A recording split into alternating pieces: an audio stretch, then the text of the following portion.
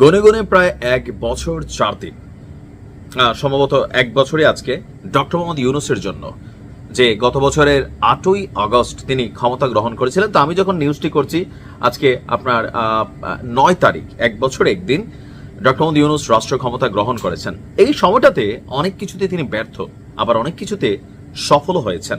আমার কাছে মনে হয় যে কিছু কিছু কর্মকাণ্ড যেটা ডক্টর ইউনূস করতে পারছে, সামহাও এই কর্মকাণ্ডগুলো এই মুহূর্তে বিভিন্ন এলাকা, জাতি, গোষ্ঠী, মানুষের জন্য অনেক পজিটিভ একটা রেজাল্ট নিয়ে আসবে। যেমন উল্লেখযোগ্য, আমার আজকে নিউজটার আগে আবারও বলি, যে কোনো ব্যক্তিকে গ্রেপ্তার করা হলে বা যে কোনো বাহিনী তুলে নিলে 12 ঘন্টার মধ্যে তার পরিবারকে জানাইতে হবে। যদি না জানায়, সেই পুলিশ অফিসারের বিরুদ্ধে বা গোয়েন্দা অফিসারের বিরুদ্ধে আইনগত ব্যবস্থা নেওয়ার সুযোগ আছে। বিভাগীয় তাকে জবাবদিহিতা করতে হবে। এইটা সারা বাংলাদেশের সকল মানুষের জন্য কল্যাণকর হয়েছে। কথা বলছি পার্বত্য চট্টগ্রাম নিয়ে। ব্যাপক আলোচনা আছে এই এলাকায়, এবং কি আমরা সেখানে দেখেছি যে আপনার সেনাবাহিনীও বিভিন্ন জায়গায় খুব বেশি সফলতা রাখতে পারে না। বিজিবি অসহায়, লোকাল পিপল বিভিন্ন জায়গায় অসহায়, কারণ এই অঞ্চলটা এতটা বিশাল আর পথগুলো এতটা দুর্গম যে সেখানে সরকারের পক্ষ থেকে নজরদারি করা, এমনকি বিভিন্ন পর্যায়ে সিসি ক্যামেরা লাগালেও সেগুলো থাকে না, ফোনের নেটওয়ার্ক থাকে না, টাওয়ার ভাঙা নিয়ে যায়, বিভিন্ন কর্মকাণ্ড চলে। তবে এবার যুগান্তকারী একটা পদক্ষেপ নিয়েছে সরকার। চাইলে ওই এলাকার নজরদারি বন্ধ করতে পারবে না সন্ত্রাসীরা। আমার মনে হয় এই প্রযুক্তিকে ব্যবহার করে গহীন অরণ্যে, বনে, জঙ্গলে নজরদারি রাখতে হবে, কারণ পার্বত্য চট্টগ্রাম বরাবরই ঝুঁকির মুখে থাকা একটা আপনার লোকালয়।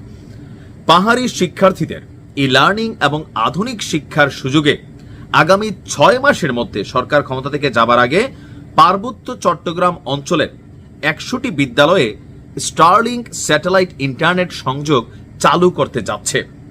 পার্বত্য চট্টগ্রাম বিষয়ক উপদেষ্টা সুপ্রদীপ চাকমা বলছেন, এই উদ্যোগে পাহাড়ি অঞ্চলের শিক্ষার ক্ষেত্রে প্রযুক্তি নির্ভর এক নতুন যুগের সূচনা হবে।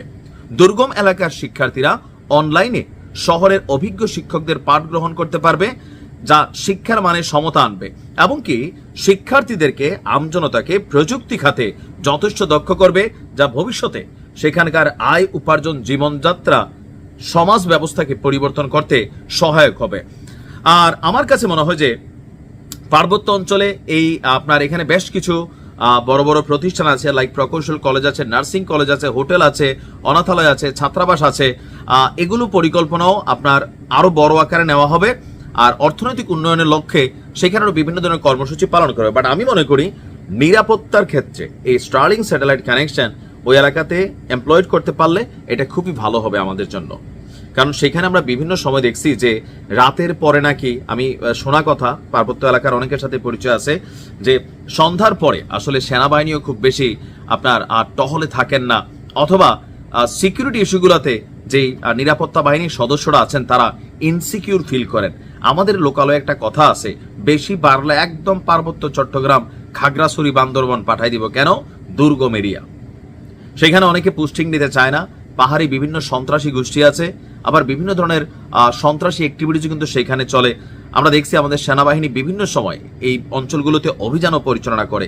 সো নিরাপত্তার জন্য স্যাটেলাইট নজরদারি হোক, আরো বিভিন্ন হোক, সিসি ক্যামেরা হোক বা ডিভাইসগত ইস্যু হোক, এই এলাকার নজরদারি দরকার।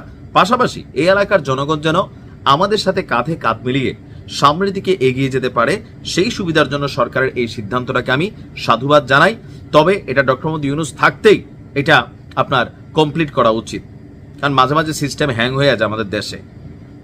আশা করি পার্বত্য অঞ্চলের জনজীবনের ভাগ্য বদলে যাবে। আসসালামু আলাইকুম।